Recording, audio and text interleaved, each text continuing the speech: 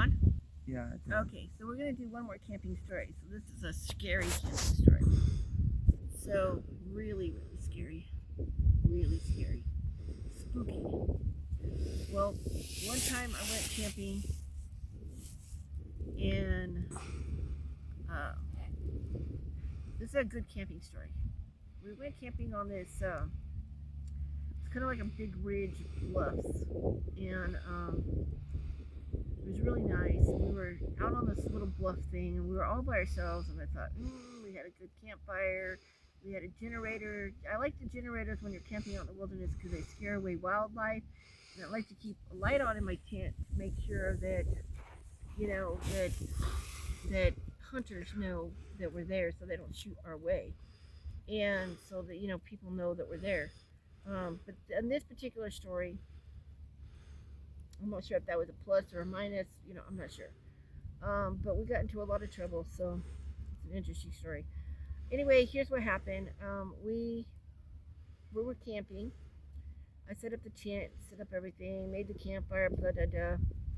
And well, of course, our propane stove didn't work, so my kids thought we weren't going to eat dinner. So I thought, that doesn't stop me, of course. I'm just going to use the campfire. So I took the grill off the propane thing and put it, onto the campfire and made our hamburgers. So we ate dinner and had our little snacks, and we were playing. The kids were playing around. We played some board games out there. Board games are great for camping, by the way. They're wonderful. And so we played some board games, and then I got the kids to sleep, but while we were playing the board games, this car pulled in, and it's a normal car, and it was a guy and a girl. They got out, they walked around a little bit, they got back in their car, and I'm like, oh, you know what? It's cool. I don't care. We could share this whole bluff area with them. So I thought, that's cool. We didn't have no problem with it. It's cool. So we ended up going to bed, going to sleep. I told my kids their bedtime stories. We went to sleep. And about 1 o'clock, we heard a lot of gunshots. Just like a lot of gunshots. And I was kind of nervous. I was really nervous. And I thought about turning off the light. And I thought we should turn out the light. But then if we turn out the light, if there is people out here hunting at night, they won't know where not to shoot if we turn out the light. So I was like, no, we better leave the light on. So we left the generator on, left the light on. So we weren't sure what to do. So we left the generator on, left the light on so that, just to indicate we were still there. And we thought that would be a good idea. So after about 5 o'clock, the shooting stopped, and I finally fell nodded off to sleep. I woke up about 8 or 9-ish and made some coffee, made some breakfast for my kiddos. Of course, I ate a cold cereal that morning. I wasn't going to make bacon and eggs. I was too tired. I just wanted to sit with some coffee. And made the kids some cereal and some orange juice.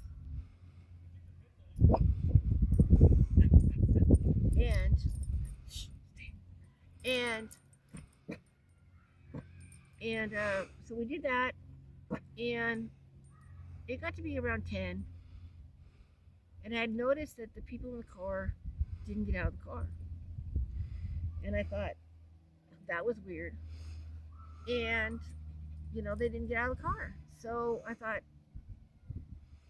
well, by now it's starting to get really hot, really warm.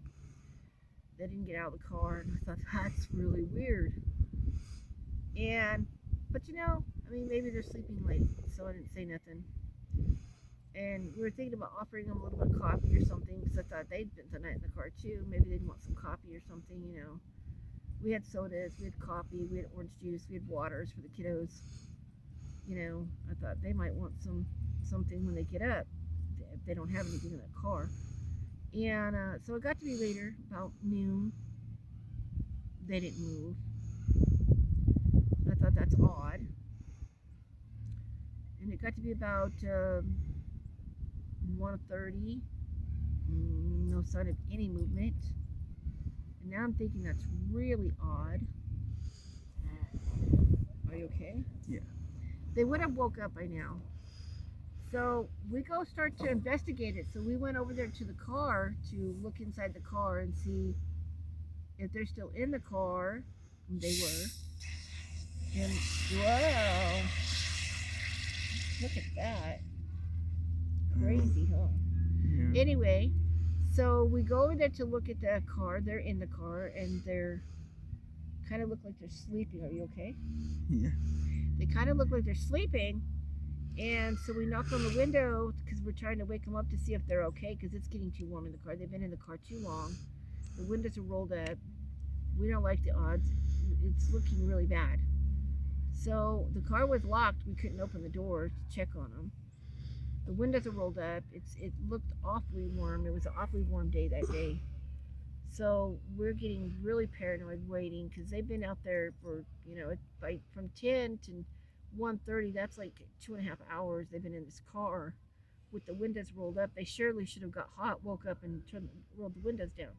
So we're kind of worried. We called the police because they're not waking up because we think now that they might have overheated in this car. So we called the police. We told them that there's this couple. They might have overheated in the car or had something happen to them, but they're not waking up and they're in the car. We're worried. They came out and they broke the window. They broke into the car and they checked on the people and they were dead, as we might have thought. But the fascinating thing was they didn't die from heat exhaustion or being in a warm car. On the other side of the car that we weren't checking, there was gunshots. On the other side of the car was gunshots, and they had died from gunshot wounds. And so they had died from a gunshot the night before. And I was like, and of course the police were searching I had already packed up most of my tent by the time the police had got here. They went through my car. They went through everything that I packed. I had to unpack everything because they wanted to go through everything I had to make sure that we didn't have any guns because, of course, the first thing the police suspect is that we shot them. And I'm like, why would I shoot them and then call you to report that I shot them? That doesn't make sense, But I guess that's what the police believe. But anyway, he says it happens all the time. So that's what they thought. That's what would happen. They thought that it happens all the time. People report it, and they're the ones that did it. So they suspected me, but of course they found no guns in our car, no guns in our tent, no guns in our stuff, no guns anywhere around. And I'm like, so now that you realize we have no gun and we couldn't have shot those people, now what's your story? And then the one cop comes up and he goes, well, I don't know what that story is, but we have a bigger problem. And I'm like, what do you mean you got a bigger problem? He's like, we've got 5 more bodies on the other side of the bluffs. And I looked over at my spouse and I says, 5 more bodies. And I said, well, to be honest, we did hear gunshots from about 1 o'clock till about 5 a.m. We did hear gunshots. And then the shots stopped about 5 o'clock. I fell asleep until about 9-ish, 9:30, somewhere in there. And when I woke up, made some coffee and gave the kids some breakfast and stuff like that. But we did hear gunshots last night. It kept me up all night. I was kind of nervous and kind of scared. We did hear gunshots. And I was like, so maybe, and they're like, well, I don't know about last night, but he goes, no, well, whoever shot these guys, it wasn't last night. Them bodies have been there for a couple of days. Well, we never actually looked over the bluffs. We just got up there, liked the spot, blah, blah, blah, and we camped there. We never looked over the edge of the cliff. We never did. we never did that. I mean, why would you do that? I guess we should have done that, but we never did that. We just never did that. So now I think not only was it a bad spot to camp, but I think we might have got that other couple killed because we camped there because they felt safe because we were there and I was there with kids. So I think that's why they parked their car there because they felt safe because we were there. In fact, somebody came up and somehow or another. Now, see, I don't know. I never saw anybody, and I was watching pretty much all night. So, but I wouldn't have seen somebody on the other side of their cars. It was the far side on the other side of the car where the gunshots were. I couldn't see.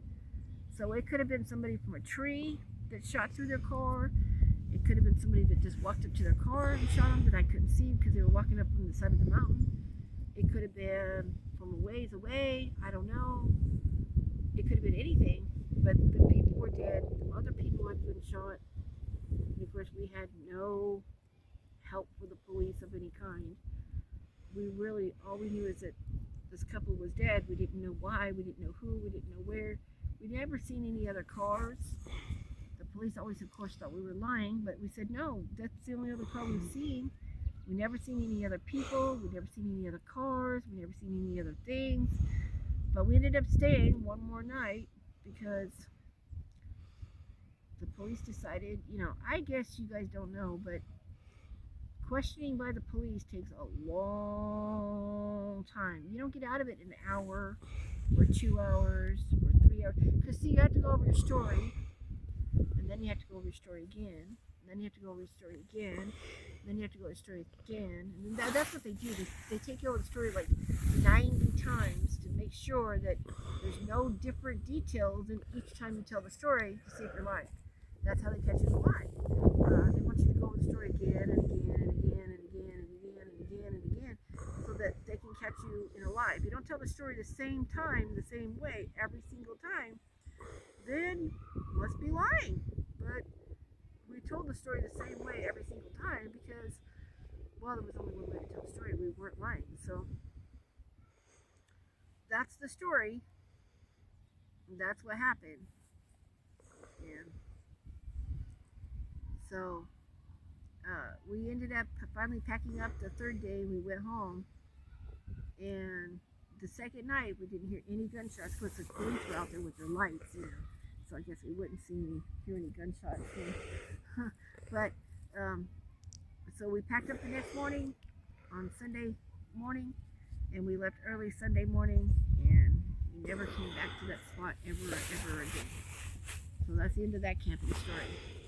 So, again, it tells you sometimes it doesn't pay off to be armed. Because in that case, if we would have been armed, we would have gotten in trouble for doing the shooting. And we didn't get in trouble for doing the shooting because we weren't armed. We had no weapon with us. So we couldn't possibly have shot anybody without a gun.